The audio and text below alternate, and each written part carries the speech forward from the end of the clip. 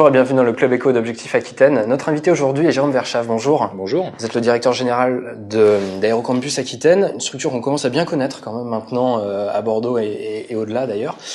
Ça me semble quand même important pour démarrer qu'on reprécise un petit peu ces missions avec un côté centre de formation, avec un autre côté qui est plus un campus finalement, campus d'entreprise, en quelques mots.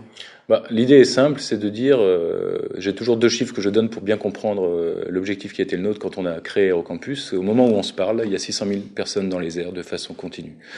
Et la flotte d'avions civils, qui est de 18 000 aujourd'hui, sera de 25 000 dans 5 ans. Les derniers contrats qui ont été annoncés par Airbus ou Boeing montrent qu'à peu près 1000 avions supplémentaires chaque année circuleront dans les airs. Donc, le projet d'Aérocampus, c'est de créer un campus, effectivement, sur une filière qui est la maintenance aéronautique. C'est de pouvoir former tous les gens qui vont s'occuper d'entretenir, de réparer, de détecter les problématiques liées aux avions, que ce soit dès la conception d'ailleurs, puisque maintenant on réfléchit à la maintenance dès la conception de l'avion, et jusqu'à l'exploitation. Alors, le centre de formation est encore tout jeune finalement. Jusqu'où est-ce qu'il peut grimper finalement? Est-ce que vous fixez des limites? On a des limites physiques, on n'a pas des limites de marché, puisque ce que je vous disais, c'est que la filière se porte bien.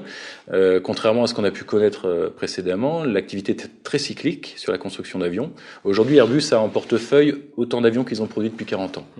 C'est pour vous dire la visibilité qu'ils ont sur les années qui viennent. Donc à partir de là, je crois que le projet Aérocampus peut être sans limite. Il doit être surtout très adéquat aux besoins des industriels. Donc nous créons toutes les formations nécessaires à l'activité de ces fabricants ou de ces mainteneurs aéronautiques. C'est pour ça qu'on a créé un BTS l'année dernière en apprentissage, qu'on en crée un en scolaire, qu'on lance à la rentrée un lycée franco-allemand, le premier en France sur la voie professionnelle.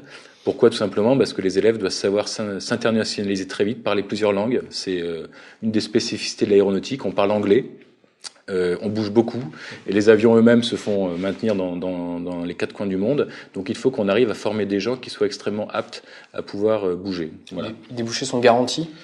Cette année, on a sur les bacs professionnels, on a lancé donc des bacs pro, 100% de réussite au bac, 100% de placement dans les entreprises. Ça fait combien d'étudiants?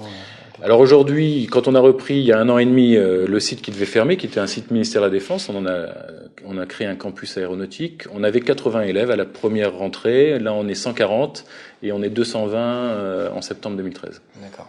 Un mot sur les entreprises que vous accueillez, puisqu'il y a eu quelques annonces ces derniers mois. Inciteo, qui est un acteur initialement implanté à Toulouse, a décidé d'ouvrir une implantation sur l'aérocampus. C'est également le cas avec Telespazio, qui est lui aussi un acteur pour le coup plus du spatial. Est-ce qu'on peut voir un peu quel calendrier avec vous? Quand est-ce qu'ils vont concrètement s'implanter dans les murs? Parce que c'est déjà le cas pour certains. Et voilà, parler un petit peu de ces deux implantations. Alors d'abord, si on les a reçus, c'est parce qu'Aérocampus, dans aéro, il y a aéronautique et il peut y avoir aérospatial. Et l'objectif pour nous, c'est de pouvoir compléter la gamme de formations. Quand on accueille des sociétés spatiales, on crée de nouvelles formations sur le traitement d'images, par exemple.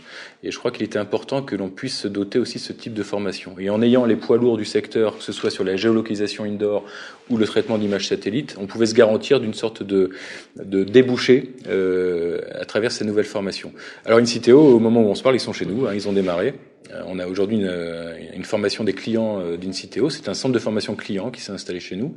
Et Telespazio nous a annoncé donc son arrivée avant l'été, puisque 5 salariés devraient nous rejoindre en mai-juin. 10 salariés avant la fin de l'année. Ils ont un objectif de 30 ou 40 personnes.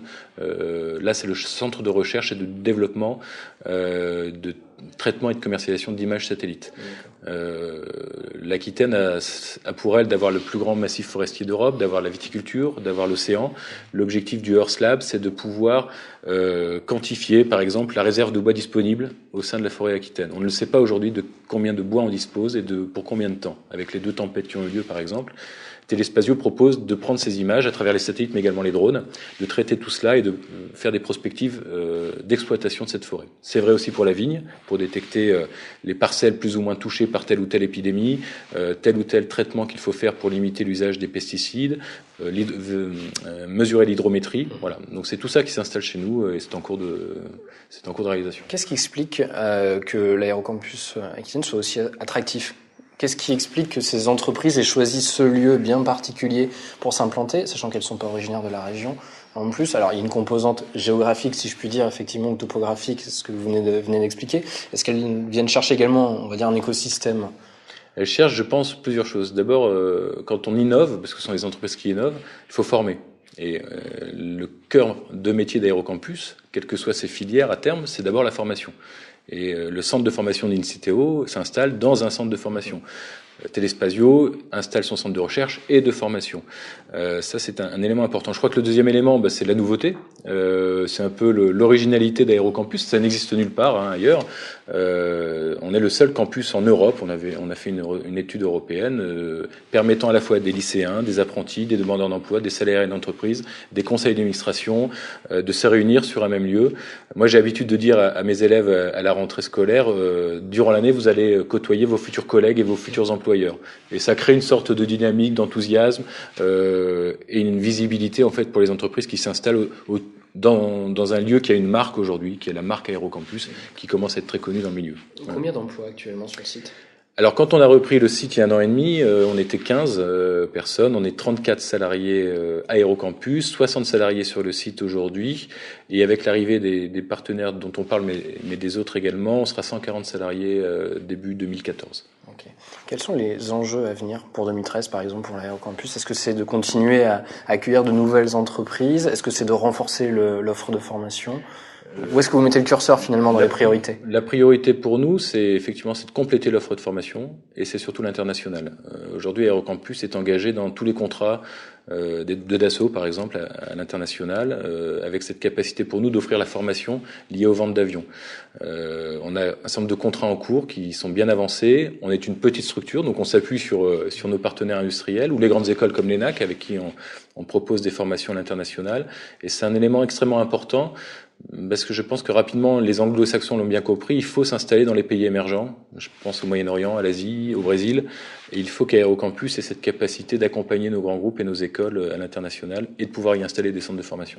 On peut envisager d'ailleurs des implantations territoriales dans d'autres pays, avec le label, si je puis dire, Aérocampus. C'est un peu notre objectif. C'est un peu la marque est déposée au niveau international, avec cet objectif effectivement de pouvoir s'implanter dans un certain nombre de pays auprès de nos clients. D'accord. Alors j'aimerais qu'on parle rapidement d'un événement que vous vous apprêtez à accueillir, puisque je crois que vous avez été choisi pour accueillir, c'est le cas de le dire, plusieurs agences spatiales. Est-ce que vous pouvez nous en dire un petit peu plus ?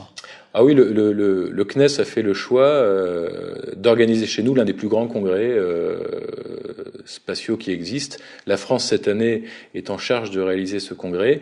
Cela regroupe à peu près 30 pays, 20 agences spatiales mondiales, et ils ont choisi le site d'Aérocampus pour, pendant 10 jours, tenir cette manifestation qui a pour objectif de standardiser les normes au niveau international sur le traitement et les activités spatiales. Donc nous aurons des Russes, des Allemands, des Japonais, des Australiens, pendant 10 jours sur la traîne, ce qui est pour nous extrêmement important, intéressant. Ça nous donnera évidemment une visibilité importante dans le milieu spatial. Et je pense beaucoup à nos élèves aussi, puisque pendant cette manifestation, le CNES va transformer Aérocampus en un vaste lieu de démonstration des techniques spatiales. On aura toutes les maquettes des lanceurs, tous les satellites qui ont été produits.